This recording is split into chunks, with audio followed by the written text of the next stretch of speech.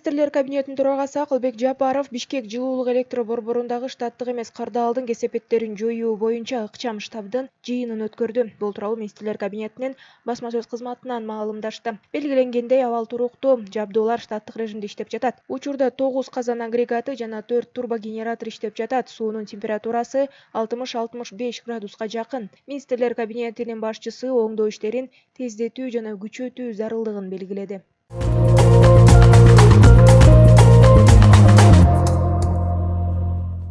Кыргызстандын грек-рим күрөшү боюнча федерациясынын вице-президенти Ахрур Иминов 4 апрелге чейин УКМКнын убактылуу кармоочу жайында калтырылды.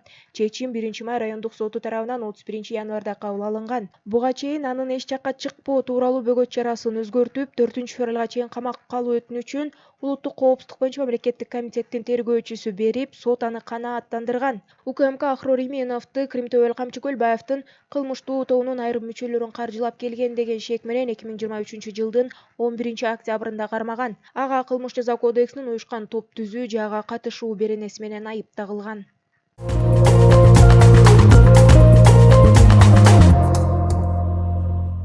Кыргызстандын аймагында акыркы суткада 7 өрт кырсыгы катталып, аларды өчүрүүгө 9 күжүрмөн эсеп тартылган. Бул тууралуу өзгөчө кырдаалдар министрлигинин басма сөз кызматынан билдиришти. Маалыматка ылайык, анын ичинен Ош облусунда 1, Чүй облусунда 3, Жалал Абад облусунда 1, Ысык Көл облусунда 2 тилсиз жоо катталды.